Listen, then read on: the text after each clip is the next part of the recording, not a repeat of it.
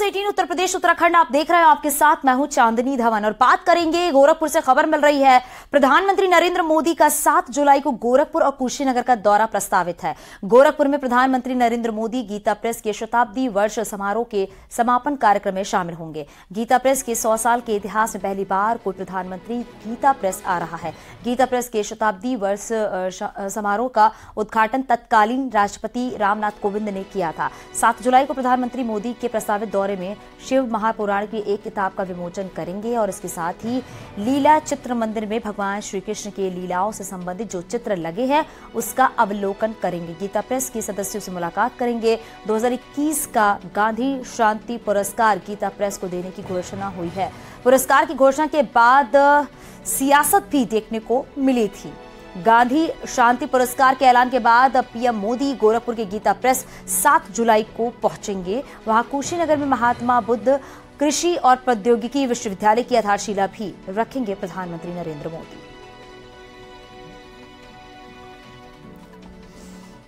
हम लोग बहुत उत्साहित हैं कार्यक्रम को लेकर। जैसा कि मीडिया के द्वारा एवं अन्य सूत्रों के द्वारा ऐसा लगता है कि प्रधानमंत्री जी का 7 तारीख का कार्यक्रम निश्चित होना चाहिए।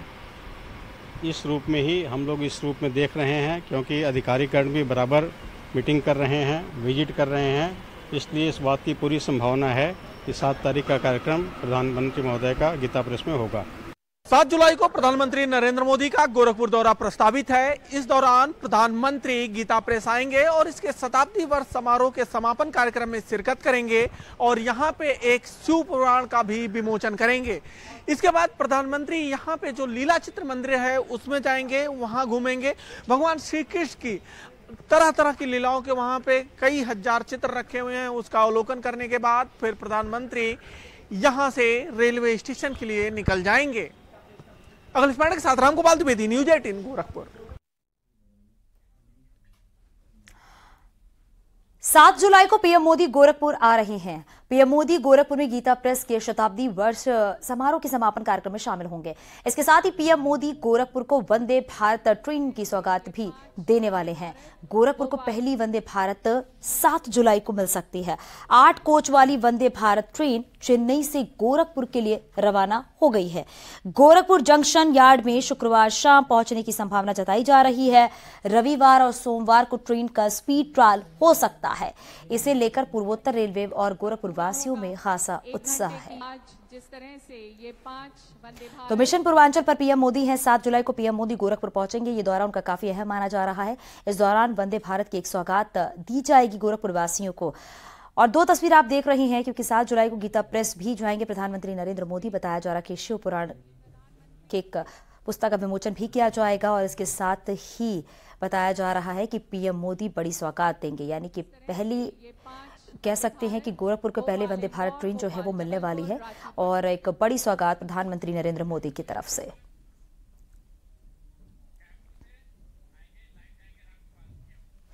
और सीधे आपको गोरखपुर लिए चलते हैं। सहयोगी रामगोपाल हमारे साथ जुड़ गया है। रामगोपाल, जरा बताइए, प्रधानमंत्री नरेंद्र मोदी 7 तारीख को गोरखपुर पहुंचने वाले हैं। जहां एक तरफ कहा जा रहा है कि गीता प्रेस पहुंचेंगे, वहीं दूसरी तरफ यह भी है कि गोरखपुर वासियों को वंदे भारत की एक बड़ी सौगात भी प्रधानमंत्री नरेंद्र मोदी की तरफ से। किस तरह की तैयारियां?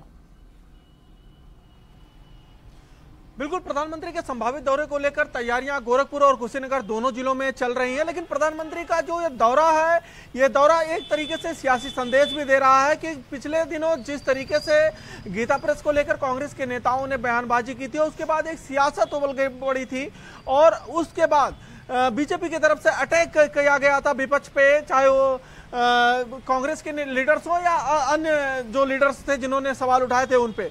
अब उसके बाद प्रधानमंत्री का 7 जुलाई का गोरखपुर दौरा, वो भी गीता प्रेस में, लीला चित्र मंदिर में, गीता प्रेस में वो रहेंगे। तो ये एक सियासी संदेश भी है, चूंकि 2014 और 2019 के लोकसभा चुनाव की अगर हम बात करें तो गोरखपुर और बस्ती मंडल की सभी 7 की 7 लोकसभा सीटों पर भारतीय जनता पार्टी ने कब्जा जमाया था। तो 2019 के बाद जब 2024 का जो लोकसभा चुनाव है, इसमें भी भाजपा की कोशिश है कि सभी सीटों पे कब्जा जमाया जाए। तो गोरखपुर बस्ती मंडल की अपने इस अवैध किले को और मजबूत करने के लिए प्रधानमंत्री आ रहे हैं, और जब ये यहाँ पे आएंगे तो विकास की सौगात भी लेकर आ रहे हैं। बिल्कुल रामगोपाल, क्योंकि इससे एक संदेश देने की कोशिश भी की जा रही है, और ये भी बताया जा रहा है कि रविवार और सोमवार को ट्रेन का जो स्पीड ट्रायल है वो भी हो सकता है। उसको लेकर किस तरह की तैयारियां देखने को मिल रही हैं? बिल्कुल, चूंकि अभी जो कोच है वो कोच गोरखपुर पहुंचा नहीं है, रास्ते में है। अभी कुछ देर पहले ही हमारी पूर्वोत्तर रेलवे के सीपीआरओ से बात हुई। उनका कहना है कि जब तक कोच गोरखपुर नहीं आ जाएगा तब तक इस पे अभी कोई निर्णय नहीं लिया गया है, और जब गोरखपुर आ जाएगा तो गोरखपुर चलने के बाद इसकी स्पीड ट्रायल कब होगी, इसको किस तरीके से कहां पे रखा जाएगा, इसमें बात चल रही है। चूंकि यहाँ पे जो रेक है वो रेक पहुंचने के बाद ही ये निर्णय होगा कि कब इसका स्पीड ट्रायल होगा, लेकिन ये तय है कि आने वाले 2 से 3 दिनों के अंदर ही इसका स्पीड ट्रायल हो जाएगा। जी बिल्कुल रामगोपाल, क्योंकि कहा जा रहा है प्रधानमंत्री नरेंद्र मोदी जब गोरखपुर पहुंचेंगे तो ये दौरा उनका काफी अहम माना जा रहा है, और बड़ी सौगात भी प्रधानमंत्री नरेंद्र मोदी गोरखपुर को देने वाले हैं। बहुत शुक्रिया इस पूरी जानकारी के लिए। आगे बढ़ेंगे और बात करेंगे बीजेपी राष्ट्रीय अध्यक्ष जेपी नड्डा का बड़ा बयान सामने आया है। बीजेपी में मुझ जैसा साधारण आदमी अध्यक्ष बन सकता है, बीजेपी में आम आदमी भी अध्यक्ष बन सकता है, साधारण परिवार से आए मोदी देश के प्रधानमंत्री बन सकते हैं, शिवराज सिंह चौहान सीएम बन सकते हैं, जेपी नड्डा ने कहा है। मगर एसपी में अखिलेश परिवार आगे आ सकता है, जेपी नड्डा ने यह भी कहा है। एसपी में बाकी सब झाल बजाते रहो, वैसे ही आरजेडी में लालू परिवार आगे आ सकता है, मगर आरजेडी में बाकी सब झाल बजाते रहो। और उसी तरह से पश्चिम बंगाल में राज करने वाली टीएमसी में ममता और उसके परिवार ही आगे आ सकते हैं। तेलंगाना में केसीआर, उनका बेटा और दामाद, उनकी बेटी और उनका होने वाला पोता ही आगे आ सकता है, बाकी सब झाल बजाओ।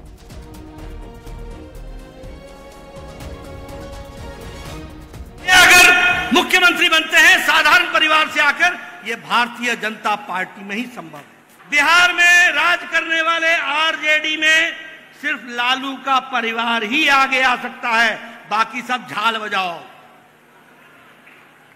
टीएमसी में ममता और उनका भतीजा ही आगे आ सकता है, बाकी सब झाल बजाओ। समाजवादी पार्टी में अखिलेश और डिंपल पति पत्नी, चाचे को भी नहीं रखा, यही सिर्फ रह सकते हैं, बाकी सब झाल बजाओ। और सुनो, कांग्रेस पार्टी भी अब राष्ट्रीय पार्टी नहीं है, ये भी परिवार की पार्टी हो गई।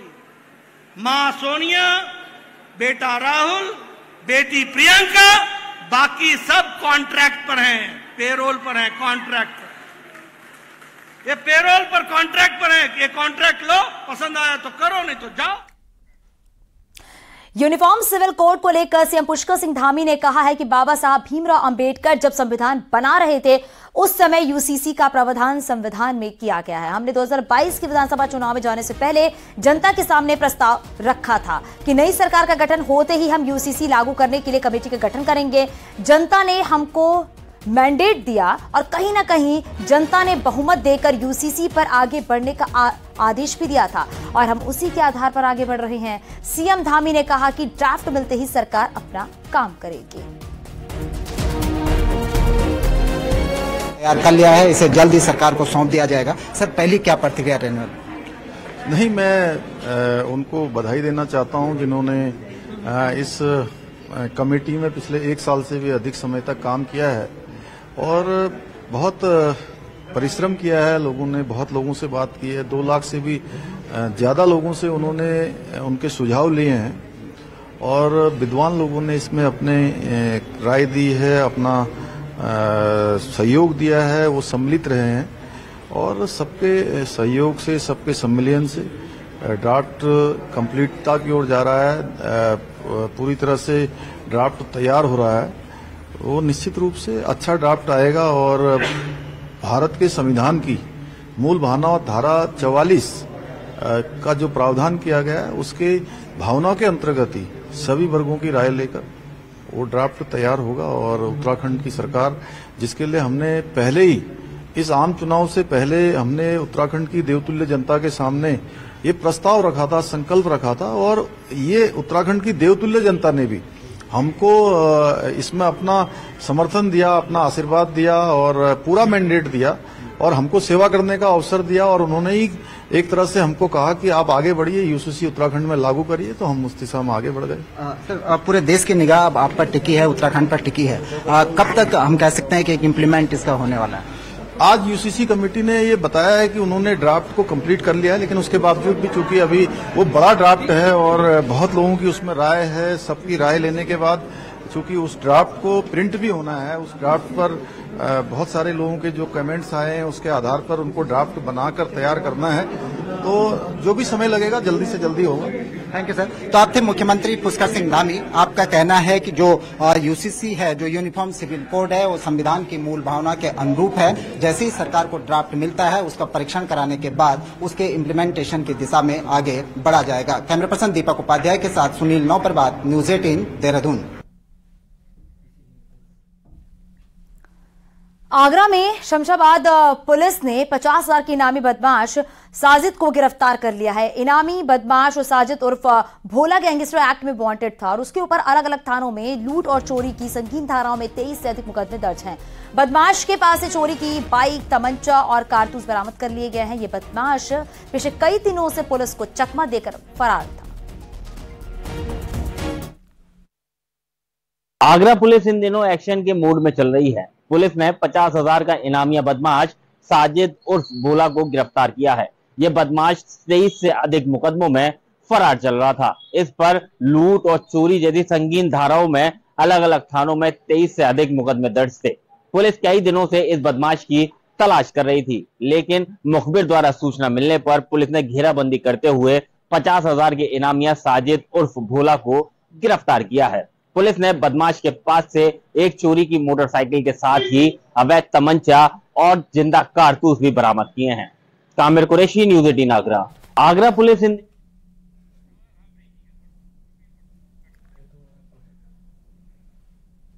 और जौनपुर से बड़ी खबर मिल रही है। नकली सीमेंट फैक्ट्री का खुलासा हुआ है। 5 अभियुक्त गिरफ्तार किए गए हैं। पुलिस मौके से 758 बोरी नकली सीमेंट व सीमेंट बनाने के उपकरण बरामद कर लिया है। पुलिस और एसटीएफ टीम ने इसका खुलासा किया है। सिद्धवन रामपुर में चल रहा था अवैध सीमेंट फैक्ट्री। थाना सुरेरी मड़ियाहू सर्किल पुलिस को बड़ी सफलता हाथ लगी है। ये बड़ी खबर जौनपुर से इस वक्त की है।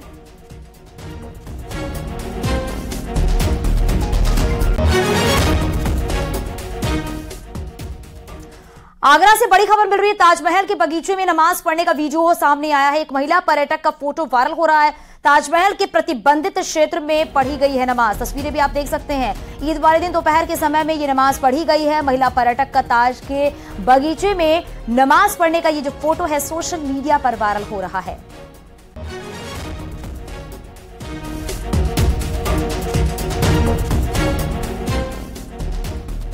कानपुर में फरियाद लेकर चौकी पे आई लड़की से अश्लील चैट करने के आरोपी दारोगा को निलंबित कर दिया गया है।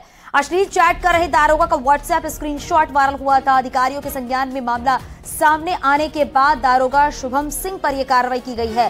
लड़की मामा के गायब होने की शिकायत लेकर चौकी पहुंची हुई थी।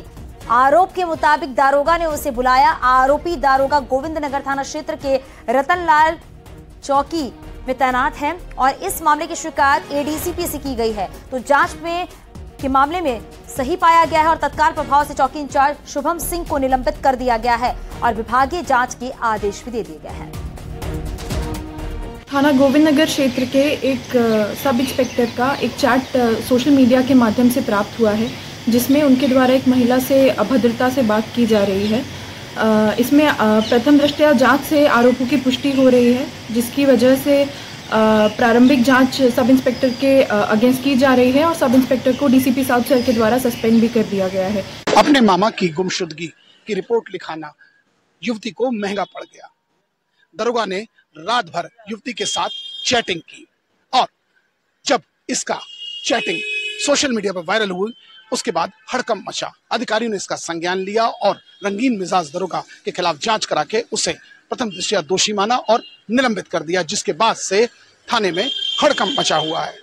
आशीष पांडे के साथ अमित गंजू, न्यूज 18 कानपुर। आगे भी खबरें जा रही हैं, यहाँ रुकेंगे छोटे से ब्रेक के लिए। आप बने रहिए न्यूज 18 के साथ। यूपी में पाकिस्तान की 14 हूरें। फेसबुक, व्हाट्सएप, इंस्टाग्राम पर अलर्ट रहना। पाकिस्तानी हसीनाओं के निशाने पर हैं सेना और पुलिस के अधिकारी। यूपी में पाकिस्तानी हूरों का माया जाल। शादी के मंडप से दुल्हन के प्रेमी के संग भाग जाने का सिलसिला सामने आया है और ये वारदात जब सामने आई तो दूल्हा गाजे बाजे के साथ बारात लेकर दुल्हन के घर पहुंचा हुआ था, लेकिन वरमाला से पहले ही दुल्हन दूल्हे को छोड़कर प्रेमी के संग फरार हो गए। दुल्हन के प्रेमी संग भाग जाने की सूचना पर दूल्हे ने जहरीला पदार्थ खा लिया था, जिससे उसकी तबीयत भी बिगड़ गई और आनन फानन में परिजन उसे अस्पताल लेकर पहुंचे और गंभीर हालत होने के चलते उसे लखनऊ ट्रॉमा सेंटर रेफर किया गया।